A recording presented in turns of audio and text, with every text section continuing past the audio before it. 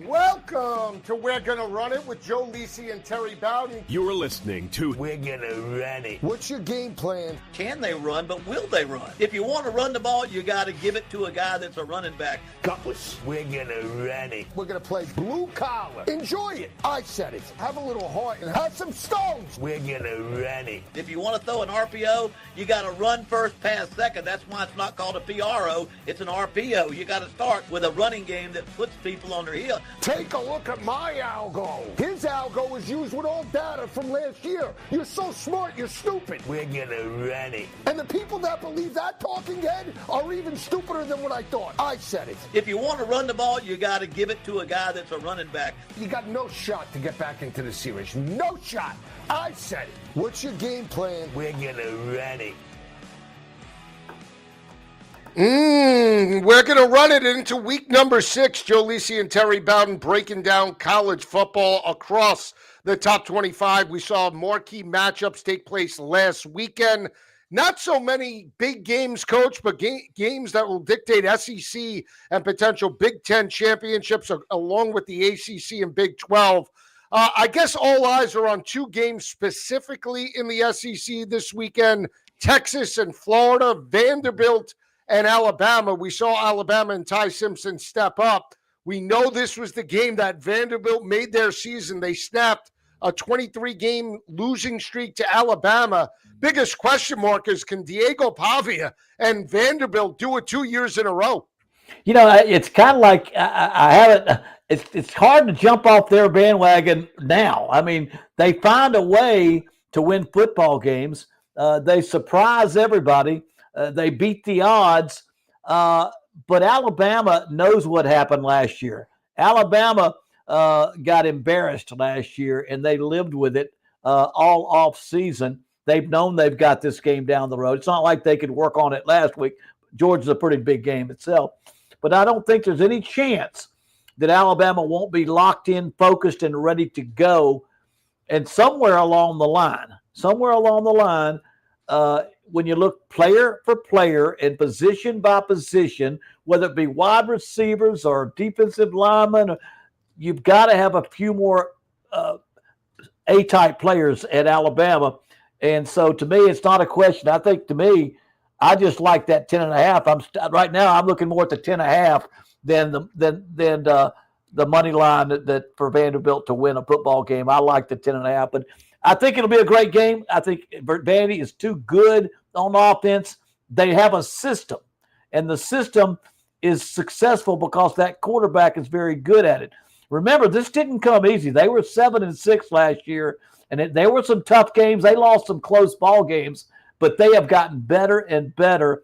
And this quarterback running this system, this offense, is what's kind of got them now where it wouldn't shock me. But I think all the cards lean toward Alabama in this game just because of what's happened to both teams leading up to it. Well, when you talk about dominance at home, we saw Alabama snap a 33-game home winning streak by Georgia. Alabama, since 2020, straight up, has a 40-1 overall record in Bryant-Denny. So it's going to be very difficult for Diego Pavia and Vanderbilt just to walk into Tuscaloosa and walk out with another victory, especially with revenge on their minds for Alabama, knowing that they got abused, they got embarrassed in Nashville. You know, you win 23 straight games against a team that was basically the doormat of the SEC, and they step up and they put up a 40 spot last year. That is definitely bulletin board material. Now, right. I think having that emotional win, against Georgia, this team is flying high. We saw Ty Simpson put up numbers, 276, 2 touchdowns, completed well over 60% of his passes. They started fast. I guess the question is the defense, right? They really weren't, obviously not challenged by an inept offense in Wisconsin. Georgia wanted to run the football. Vanderbilt's going to spread them and try and throw as well. So that's going to be the matchup. Can Vanderbilt exploit that defense even on the road? From what you've seen, this is an offense averaging well over 35 points per game in Vandy. Put up a 58 spot last week.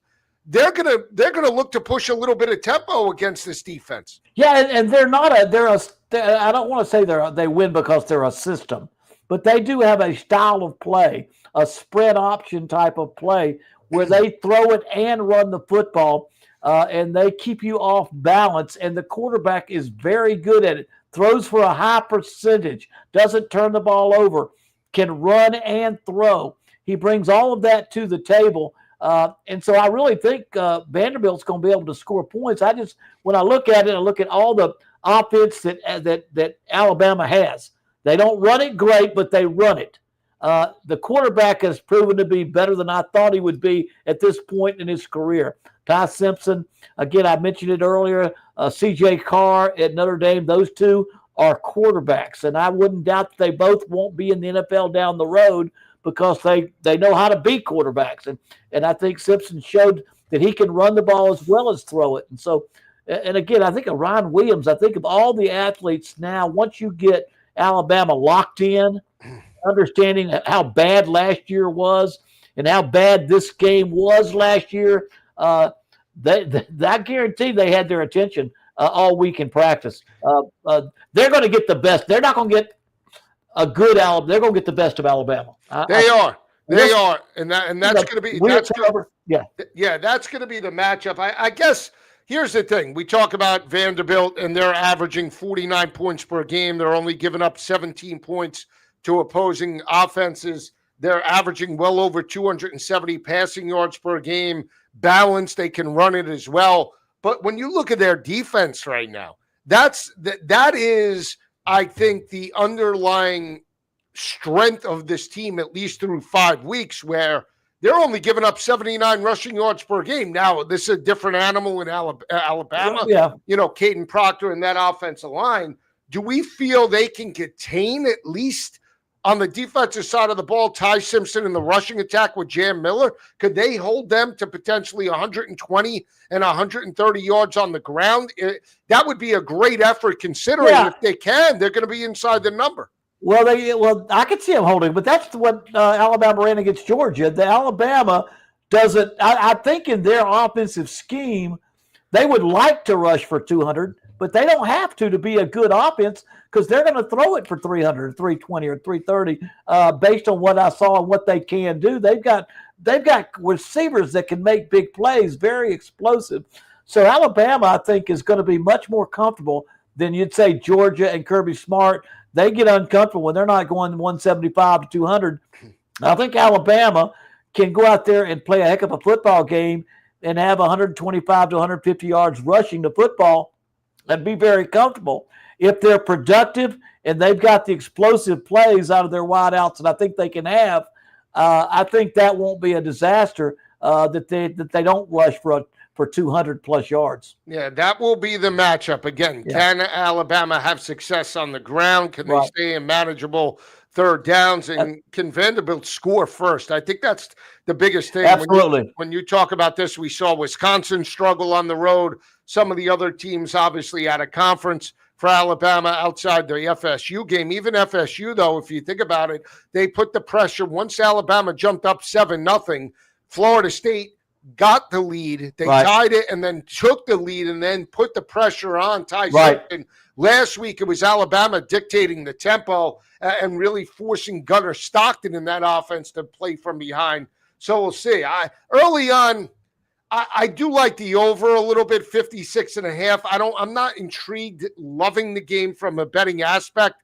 If you ask me to bet, I probably would take the points, but reluctantly with Vanderbilt, just because I do not love it. They're good. I don't know if they're elite. We'll see how this game plays out. I actually like this other game in the conference, Texas and Florida, more.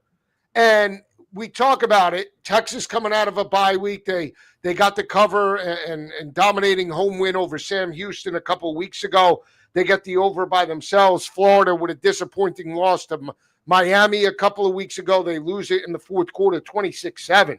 I look at the paper. I look at the lines on Sunday night, 7.5. It's now down to 6.5. I understand the Swamp is a difficult place to play, but if you're Arch Manning and you're Texas, you cannot allow this game to be close, Coach. I know where I'm going with this game, but I do want to hear your thoughts about Texas entering this matchup. No, there's no question. If you're Texas, you want to get a lead early and ride that lead, and because I think Florida is going to have a hard time catching up. They're not going to play from behind very well because their defense will play well. So I think it's critical, as you say.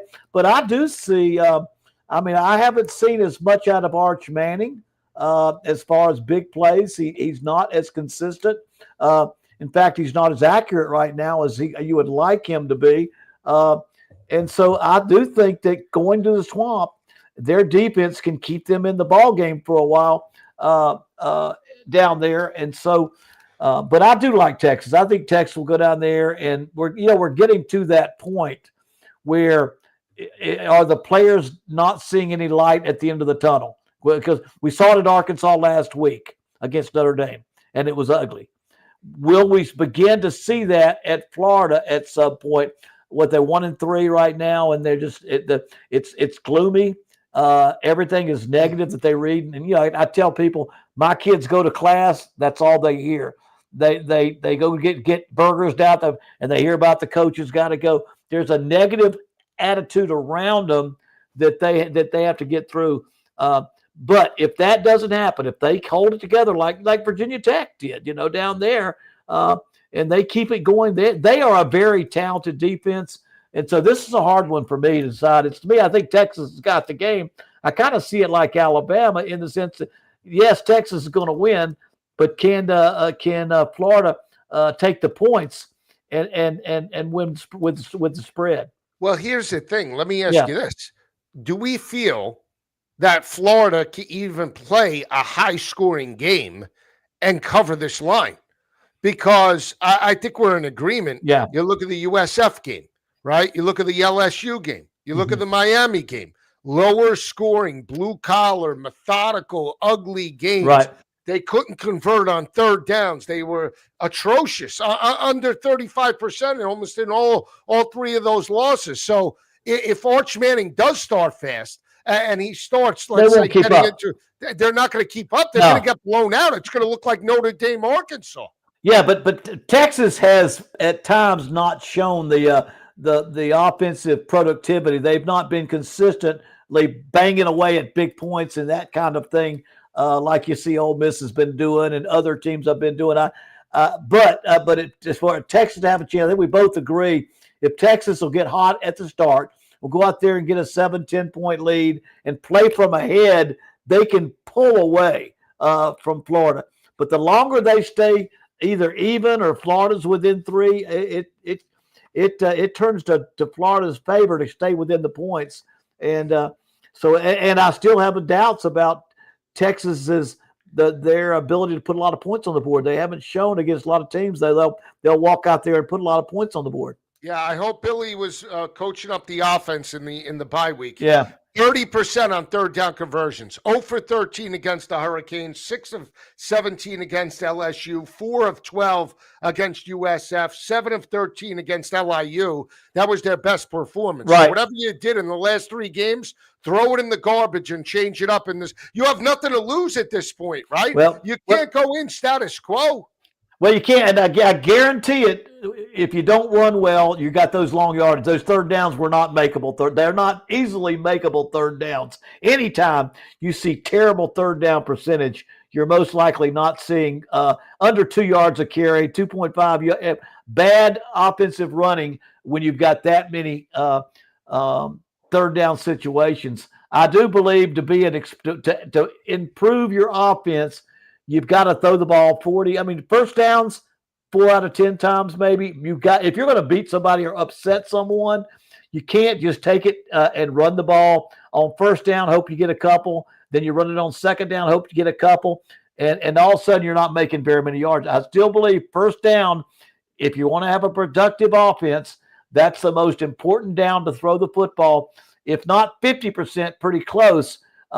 Because if you'll do that, your running will pick up and pick up and pick up. And then as you gain control of the game, then you start running it down people's throat. Yeah, 79 yards rushing against LSU, Yep. 80 2 weeks ago against Miami. Yeah. 2.9 and 2.7 yards per carry. Not going to get it done. That's why to third your down so point. bad. You're right. So that is going to be the recipe. Is it Lagway though? Do you utilize Lagway more on the ground to potentially open up this Texas defense? How would you attack if you were in Napier's shoes right now? How are you attack? You have a mobile guy. Yeah. He's not consistent. He's turnover prone, but he has the utmost ability where if he gets hot early, anything's possible. Do you turn him loose and throw in a different wrinkle? No, it's not that you have to call a running play for him. I just make it clear to him. You take a look, and if you see a crease, go. Don't look for second and third. If you see a crease, go. Anytime I had a situation where I did not feel like the quarterback could sit in that pocket, or I did not feel like we could protect, and I did not want to get in third and long situations, if it's a first down and nobody is open quick and I can run for 4, that's second and 6. That's not a bad situation. So I would say the biggest thing I would do with him, you can get his legs involved by just saying, listen, if you see a crease, don't worry about the pass, run it. But if you start saying we're going to have a running play for him, it's harder to get with unless you're running a Georgia Tech type offense. Your quarterback doesn't have as many running plays that are built in. Agreed. So I think now I'm more inclined just because I'm like thinking this out. So when I see this game, I'm like, if you're Texas, you don't want to play into Florida in any way. I want to push tempo. I do not want to play the game I played on the road in Ohio State. That would be going right into Billy Napier's strength at home. That's the only way you could get them involved in this game is getting the home field, slow the game down. If I'm Sarkisian, I want to try and put a 14, right? And they blew them out last year, Coach. That's the thing is like, I understand that DJ Lagway was a rookie. I don't even think he played all that much last year in that game. I think he was hurt. I want to double check that in that blowout loss. He did not play in the 49-17 loss last year in Austin. So from a scheme perspective, you put up 49 last year. Granted, different talent. I get that. But you still got to feel Texas is saying we could score 30. I sort of like the over here. If I'm talking side, I think I would just take the 6.5. I don't love it all that much, but I like the over more than I like anything else because I think Texas has to dictate this tempo. Without a doubt. I think when you play a team, when I'm studying a team all week, and they are athletically good on defense, and they've got some talent, and they're not easy to run against, the worst thing I can do is say, I'm going to go out there and establish the run. No, you go out there at the beginning of the game and you're balanced. You mix the run with the pass with the run with the pass. Keep them. There's nothing more discouraging to that sideline than to see the ball move up and down the field. There's nothing that motivates the other sideline more than run, punt, run, punt, or just little yards here, incompletion, little yards there. Don't get yourself into that rut knowing that they may not be scoring. Well, hey, they're not going to score. We'll just keep going like this. That's where you get yourself into trouble if you're Texas. You got to push it downfield, and if you run the ball and have some success, then make sure your throws are intermediate or explosive plays that can get a big play. Coach, it's 41.5 is the total. 40, that's 21-20.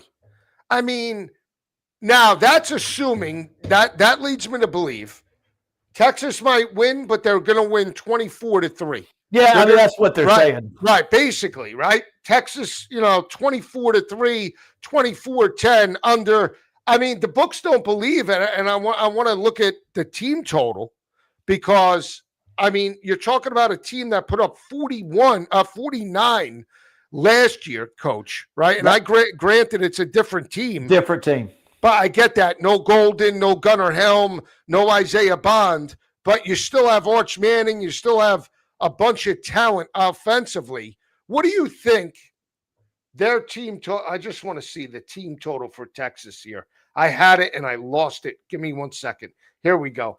Team total for the Longhorns. Let me see.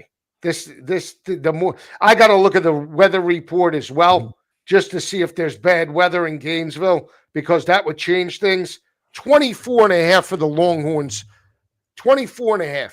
Under or over, you even money if you're taking it to the over. You lay out 100, you win 100. I mean, so basically the book is saying 24-10 Texas under and the Longhorns. That's basically what they're saying.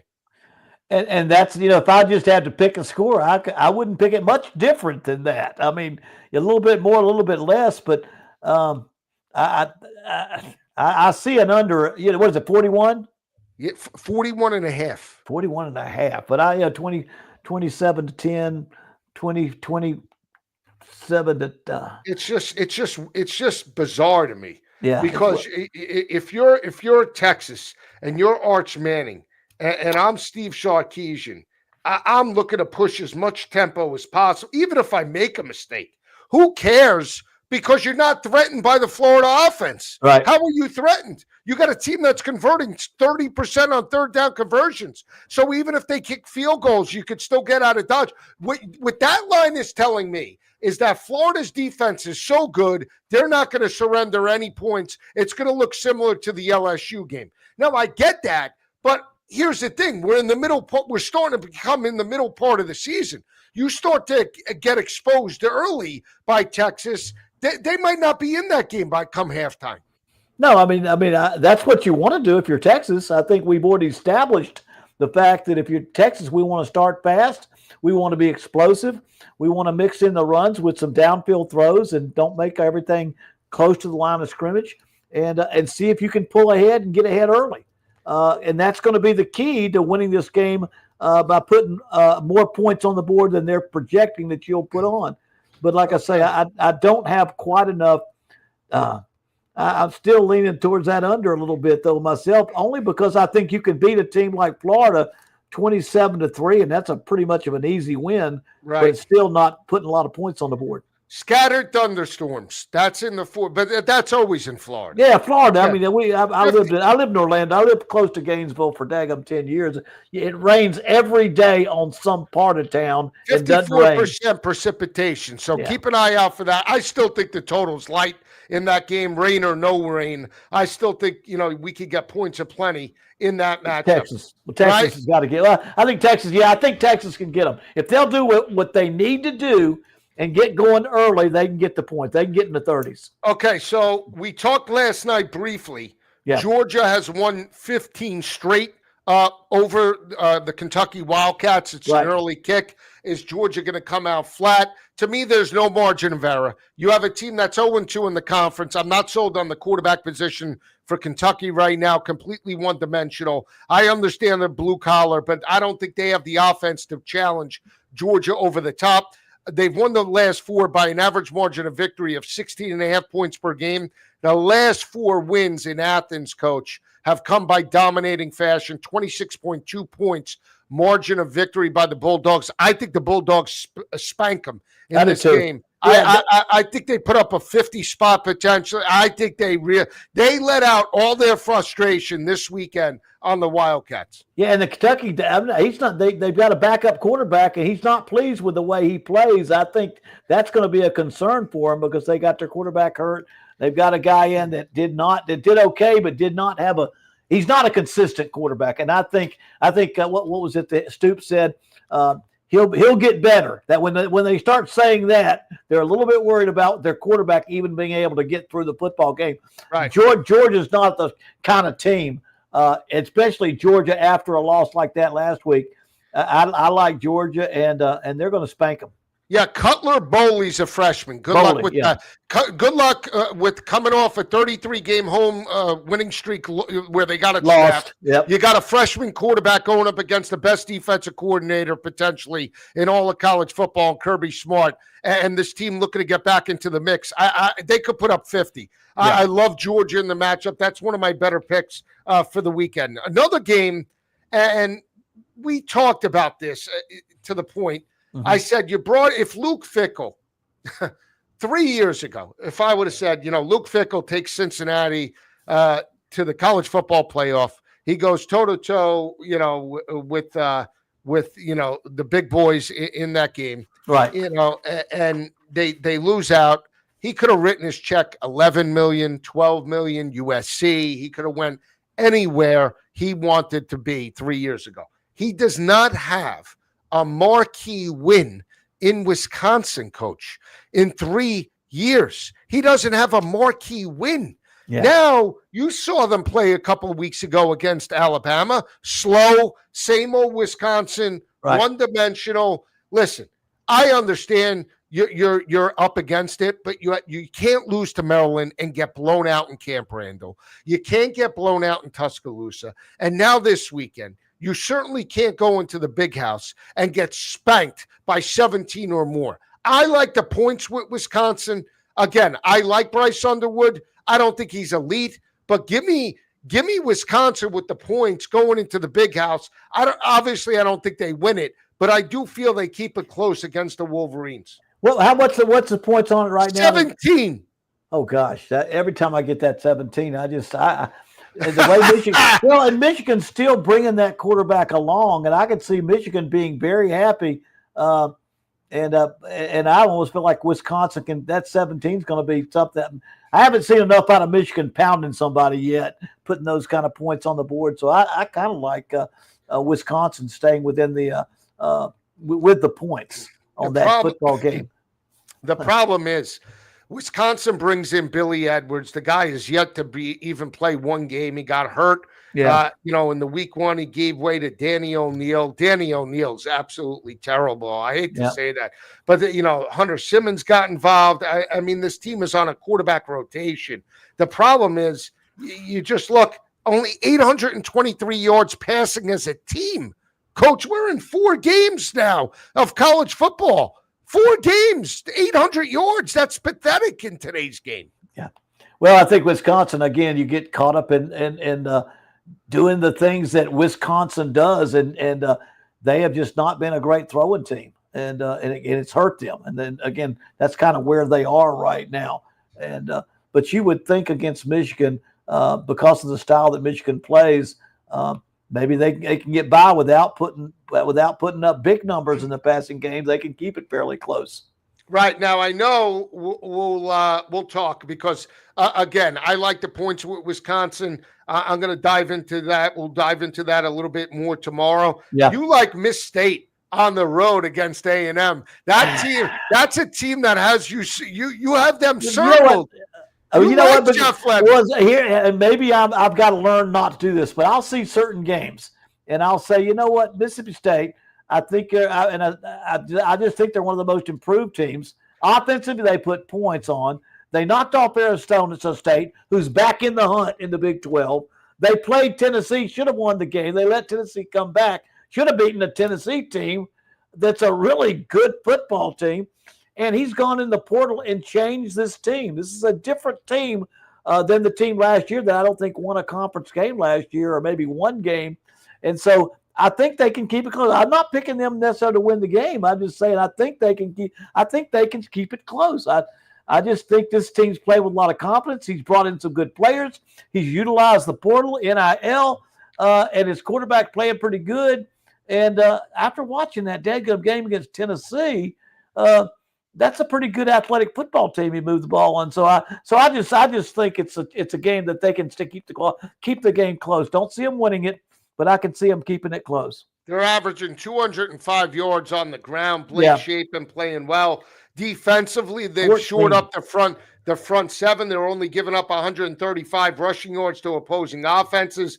Blake Shapen has completed 65% of his passes, 8 tutties, 3 interceptions. Did play well against Arizona State. Did play well, not bad. 18 of 29, $175, 1-1 against Tennessee. The problem is that when they have success running it, they don't deviate from that. Miss State, right? Yeah. They're not going to chuck it like Joey Aguilar and some of the other teams putting it up 40 and 50 times a game. Just look at attempts. Blake Shapen in 3 straight games has been under 30 attempts. First 2 games of the regular season, he attempted 33. So, do you feel like in this matchup going up against Marcel Reed, he's got to throw it a little bit more? You think they can have success on that front seven? I think it's how. I mean, how does A&M play? I mean, A&M didn't put a lot of points last week, although they should have scored more. They had one call back, they missed field goals, and they should have scored more. And I think they need to score. I think they're going to have to score. And I do see this coach's background. You got to remember, he was the offensive coordinator for Josh Heupel at UCF. He runs the same philosophy. He likes to throw it and run it. And so I think there's a little bit more throwing involved than you think. I mean, a lot of times guys like him will run the ball because they believe in the run, but I think he will know he's got to throw it because I think it's going to take some scoring. And I don't think they can win a scoring match with A&M, but I do think they can score with them for a while and keep it close. You think about it, Marcel Reed, 10 touchdowns, Yeah. 3 interceptions, complete 68% of his passes. I really feel Auburn's defense is underrated. I think from a defensive perspective, they're pretty good. I think they're not giving a lot of people credit for what Auburn has on the defensive side of the ball. Offensively, I still think they're challenged. And I think that defense in back-to-back weeks basically contained John Mateer and Marcel Reed. I think they're an under-the-radar team on a defensive side of the ball where if they could just turn it around, they could make some headway. But I think when you said, did A&M score a lot?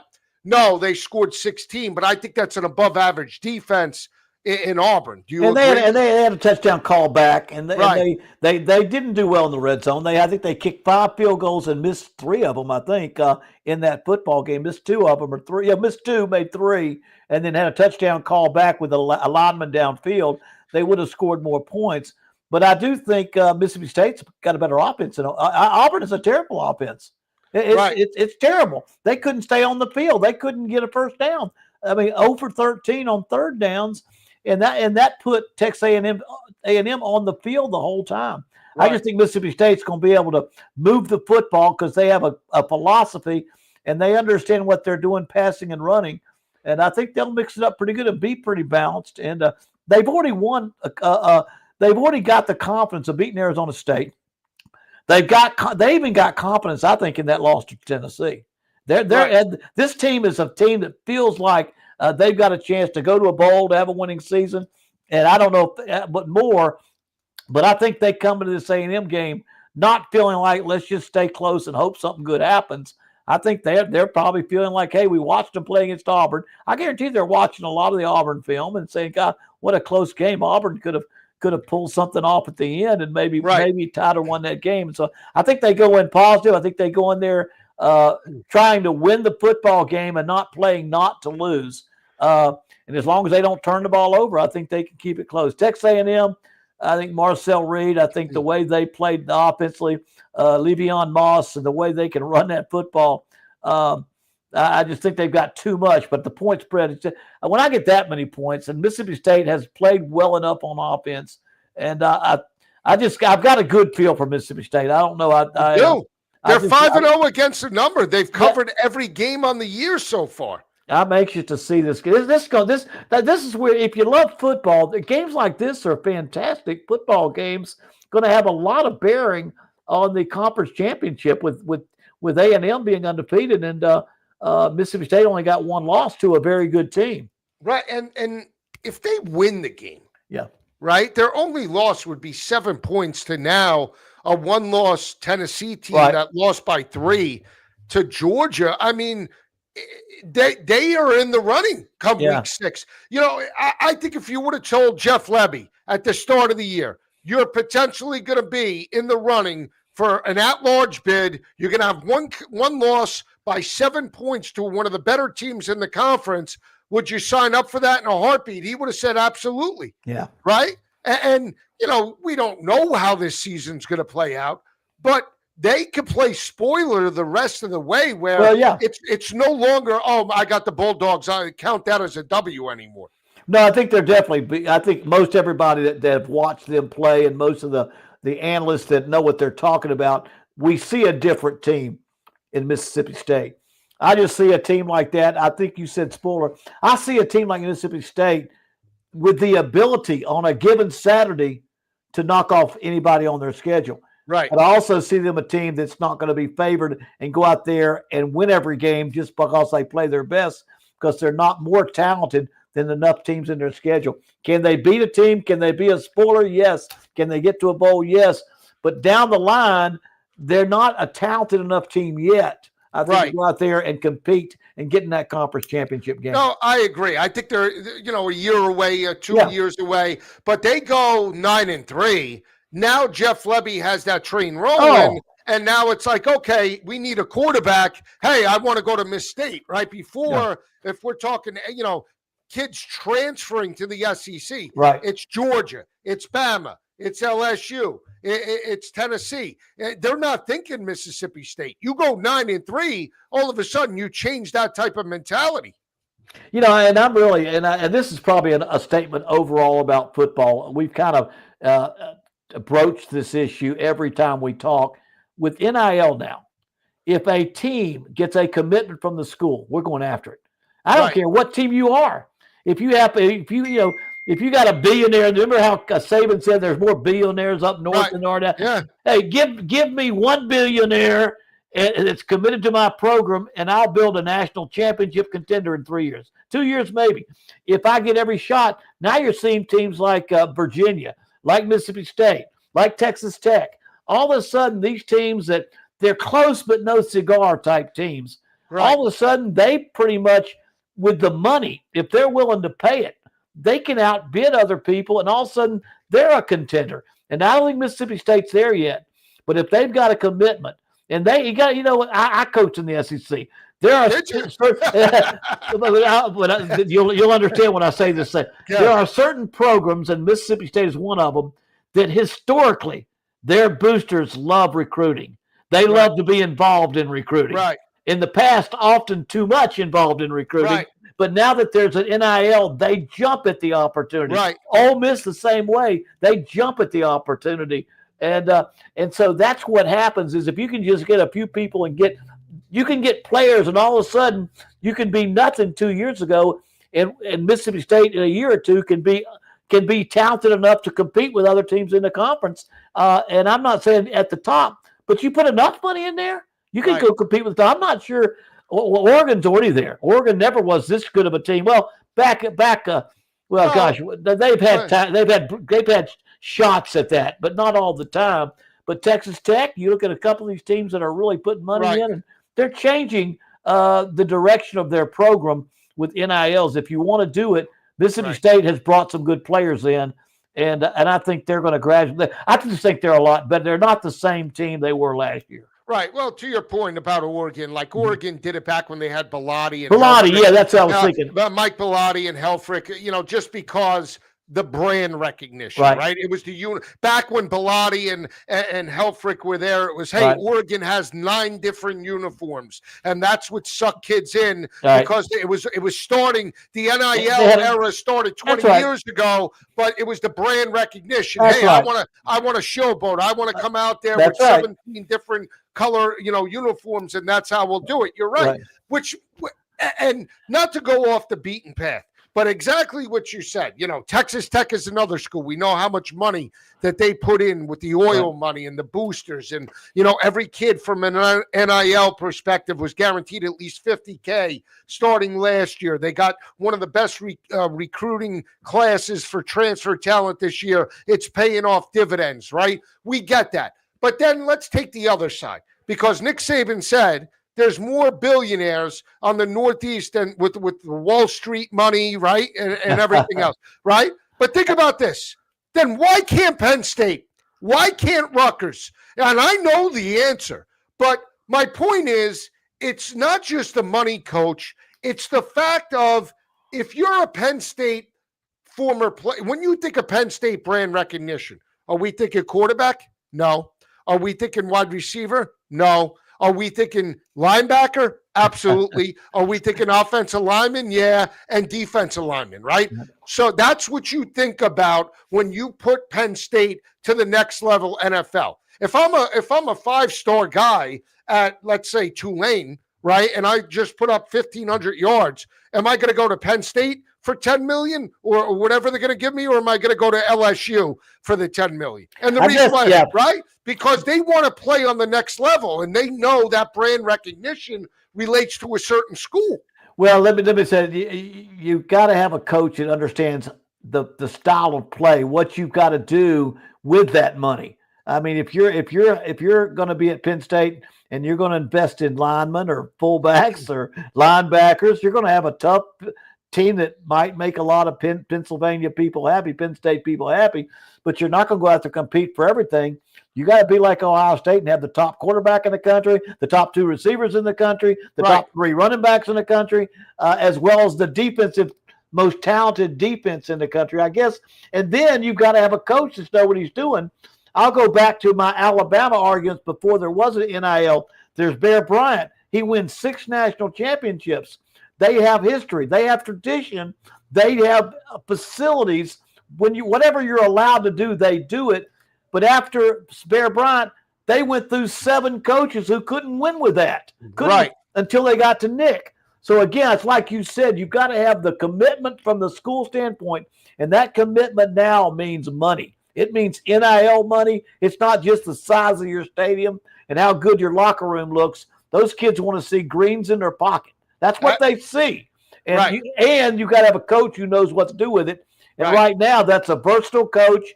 I don't want to say kind of a Lane Kiffin type of guy, although he's got to go to the next level. But I think you have to got a little flair, a little bit of offensive flair. You got to have that to go with it. And I'm going to throw this out. People might not like this, but I'm going to, not that I bash the head coaches, but I'd love to get your take. This Lincoln Riley is a better coordinator than he is a head coach. He's getting $11 million, coach, to go to USC. And where's the marquee win there? He had the number 1 pick in the draft. Couldn't win a big Pac-12 championship. Went 7-6 last year. He knocks off LSU week 1. You lose to Minnesota. You lose to Maryland. This is USC, coach. This is Pete Carroll, back-to-back national championships. Reggie Bush, Matt Leinart, Lendale White. I mean, Troy Polamalu. I mean, the lineage of USC greats, Anthony Davis, Marcus. I mean, we could go on and on and on. I mean, how do you lose the game again last week? I mean, any time this team steps up against a blue-collar, physical offense and defensive lines, this coach can't make adjustments for anything. Well, here's the problem, and I've said this before. When you're an offensive genius, you're recognized that you can call plays and you can score a point a minute, or you're up in the 40s every year, and that's what gets you your elevation in the profession. And that's what you ride, and then you get to that head coaching position, and you're still making your mark as a play caller. You've never learned how to play a close game. You've never learned that there's sometimes you got to have a great defense. It's the most important thing. And the more times I see a coach make it to the very top based on the fact that he can score 1 million points, somewhere along the line he's going to play a team as talented as him, and he's not going to be comfortable calling plays. I think Lincoln Riley's like this. He's not comfortable in a tight ball game or a low-scoring ball game. Right. He loves a high-scoring game. I got to score as high as I can because that's what I do. And I think what you got to do is understand you win on the other side of the ball. And that's why when you talk about national championship teams, and we could talk about Alabama, we talk about Georgia with Ohio State in, the head coaches, they first understand you got to play great defense, but then they go to running game, and then they know they've got to have explosive electric receivers and be able to play great on both sides of the ball. You know, when LSU won the national championship, I said this before, you know why their fans are so mad? Because they got a short memory. And all they remember is Joe Burrow's 568 yards a game, 58 points a game, and they won a national championship with the best team LSU's probably ever had. But to me, you've got to be good on both sides of the ball. And a guy like Lincoln Riley at USC, I just don't think it's going to last. Somewhere along the line, you've got to understand you're a premier program like Ohio State, like Alabama, like Georgia, and you better run the ball and you better play defense because not only do you have a great running backs, but you should have the best center, the best 2 guards, the best 2 tackles, the best. You ought to be able to knock people off the ball with better athletes. If I don't have better athletes, I'm going to fake it in there and run Right. outside or something. Yeah. But that's the kind of school where Lincoln Riley is not made for that. I just, maybe he will, but I just think he's not. In Oklahoma, I thought he had the same problem in Oklahoma. Yeah, he did, but he was handed that program by Bob Stoops. Oh, I know. Right?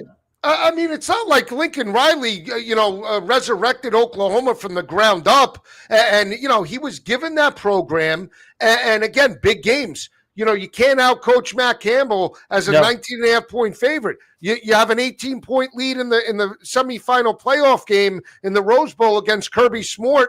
He game planned you in the second half. I mean, we could go throughout the games that Lincoln Riley has lost. And I said this, that when the game plan works right from the get-go, to your point, where they're putting up 50 points a game, he is a great head coach. When he has to adjust in game where it's not working early, offensively and defensively, he's like a deer in the headlights. And quite honestly, that's the stigma of being a better coordinator. Yes, he could coach up any quarterback in the land, but that's not what we're hiring him for. No, we're hiring him to make the college championship player. Right.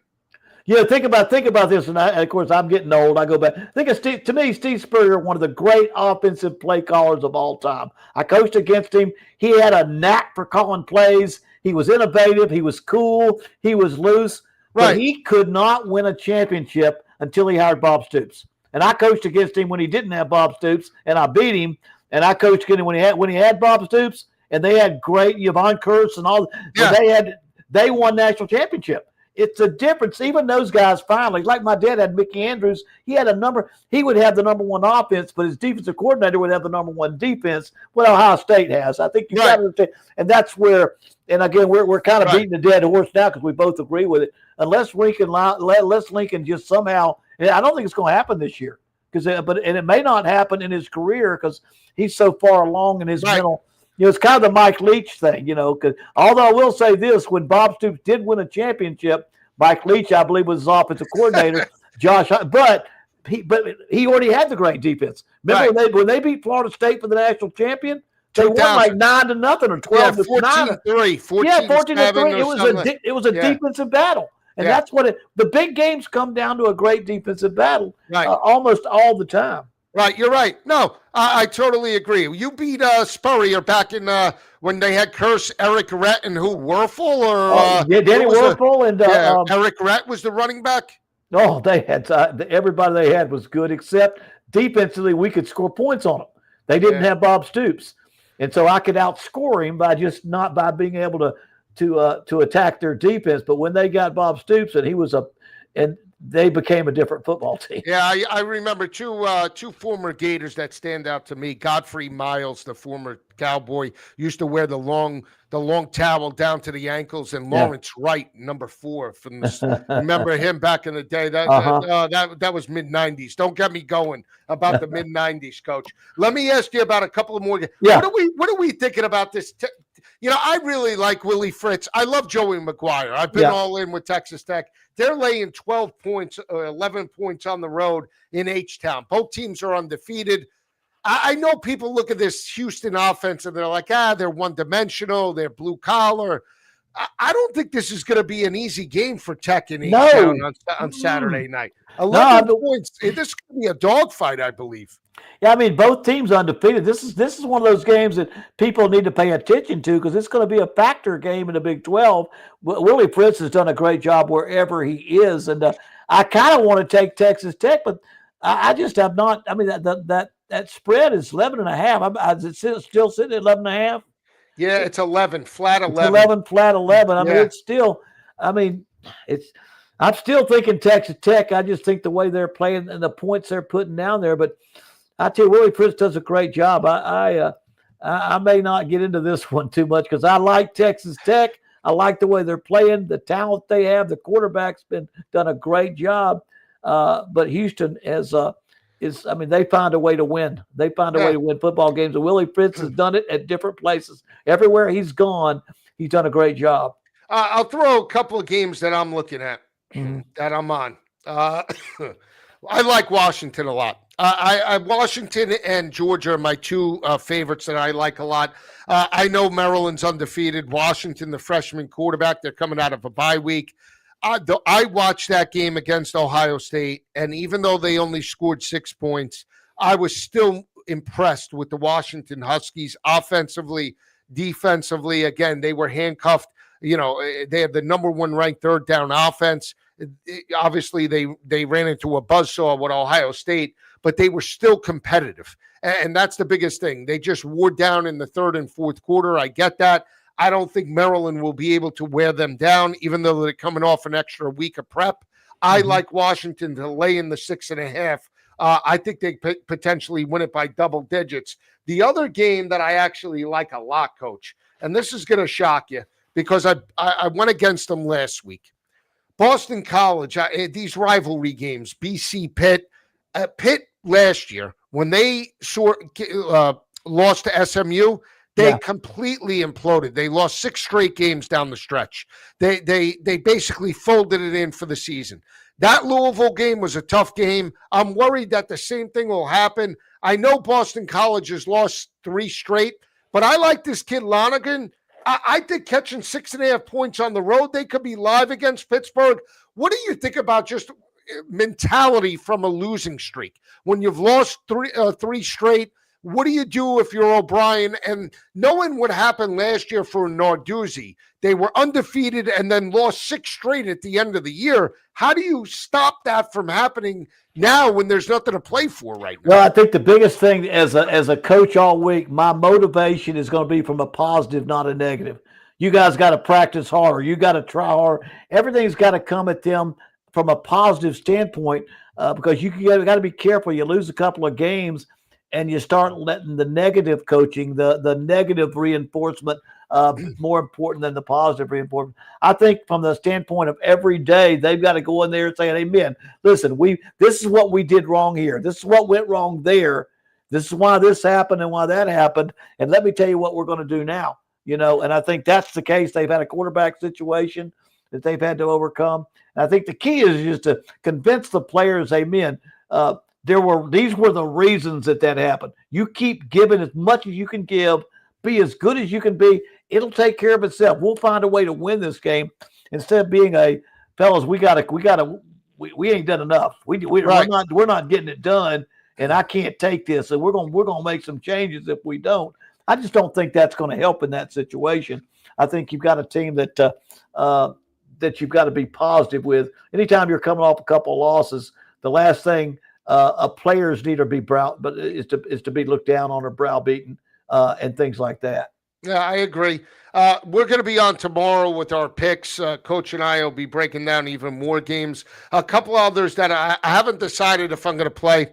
Virginia Tech, this team I like. I like this team. They got a little Joe Mo. They're 2-3. They got their first conference win last week. They beat NC State and Raleigh. Here comes Wake Forest, fresh off a disappointing loss in overtime. They're laying 7 in Blacksburg. Yeah. They haven't played since 2023. I don't know if I'm buying in just yet. All eyes lean to Virginia Tech and Kyron Drones, but I haven't decided. Were you impressed with Wake Forest at home against G-Tech last week? I really was. I love the way they played. I thought, in fact, they almost beat Georgia Tech, and they did it in a fashion where it didn't look like UVA and Florida State. It looked like they were playing head to head with Georgia Tech. It wasn't like the odd things were happening in the game. And I'll say this about Virginia Tech: be careful, because I know what I would. Here's what we saw it with Oklahoma State. Right. Are other teams talking to their players? Are their key players, like their quarterback or like their key players, have people getting into their heads? Because what's happening is they haven't named a coach. They've dismissed the other coach. They haven't named a permanent coach. And people are getting to their players saying, you know what, we've got a nice NIL package. Don't get hurt. We'd like to have you work for us. And but you got to see how that goes. Those kids play with a lot of pride. And there is a good reason to play for pride. A lot of kids playing for pride. That's one thing you got to watch out for, is if people are getting to them. I want to go back and say this, but I'm an Iowa State. I am an Iowa State guy. I know. Well, then it's about a toss-up, 1 1/2. And I'm a Coach Campbell's, and I'm just the quarterback and the coach. They win close games. And then I do like that 14 points in Mississippi State. Right now, we'll go tomorrow night. We'll see if I'm going to address it one more time. But those are two that I like, that I've liked when I saw them, and I still like them because I just I know the coach. I know how he plays. I know how he wins close ball games. And this is a close ball game. Cincinnati's been playing pretty dang good, though. Cincinnati's that blue-collar team. They are. impressed me week one against Nebraska. They didn't fear the Cornhuskers. They could run the football. You know, Satterfield at times, he's hot, he's cold. It depends on the week. You know, they're like an up-and-down team. They were 5-7 last year, but they were very good towards the end of the regular season against the numbers. So, you know, going on the road is not going to be easy for Iowa State. It's not easy. I mean, I'm just saying basically it's a toss-up. It's a I mean, 1.5 points, they basically got to win the football game. They should win on 1.5. Right. But it'll be a Cincinnati. I wouldn't because I feel such a strong feeling about the way Campbell plays, Matt Campbell plays. Don't turn the ball over. Solid football, solid defense. Run it if you have to. Quarterback is just like his head coach. Very blue collar. But he just gets the job done, and I like that. When you got to say, okay, here's two teams playing, which one is going to be a little bit better? I think that's the way it's going to go. And then it's interesting. I am curious to see the other game, and we'll end it with this: Virginia and Louisville. Are you buying into Virginia carrying the momentum with the 7.5? Which I know you like Chandler Morris. I sort of mean Louisville there, but you know, you know what I like more? I think I like the over in that game. I don't see any way how this is a lower scoring game. No, both teams offensively. You know what? As I'm thinking, because I like Louisville and I like Virginia, and I think Louisville may be a little bit more talented across the board. But UVA just, I mean, somehow you get that picture of your mind of the way they drove those long drives against Florida State, where they just kept getting first down after first down. You know, they had 3 drives in a row, over 12 plays, over 74 or more yards, and that's not a fluke. That's not a fluke when you do that. On the other hand, Louisville made a great comeback against Pitt, showed how much stuff they've got. They just found a way to win. Louisville's got I mean, they've been in the hunt for the conference. They played for the conference championship a couple of years ago, you know. Right. So those are two good teams. I'm not ready to pick that one yet. Yeah, me neither. I'm just curious. It's going to be a good game. It should be a great game. Yeah. You know, a great game. I think the thing for me is total. Could we get, 61.5. I mean, that's a high number. That's 31-30, 31-30, you know, 32-30, 33-30. That's what we're looking at. A total is 63 points, but they blew right through their total. Virginia did against Florida State. We'll see. Yeah, we're just getting going. We'll be on tomorrow. Coach and I will break down all of these games in deeper detail. We'll have the picks. Like I said, I gave out already the picks that I like. I like Washington and Georgia early on. Wisconsin as a dog a little bit. Sort of like a couple other dogs like Boston College. We'll see exactly if they come up. You know, we didn't talk about the Clemson game. We'll talk about that tomorrow. Yeah. Can Clemson, I mean, that has to be a win for Dabo. Oh, no, there is no doubt. They have to go into Chapel Hill and smack them around. We'll talk about that tomorrow. For Coach Bowden, I'm Joe Lisi. We'll see you tomorrow, and we're going to run it. Have a great day, everyone. Take care. All righty.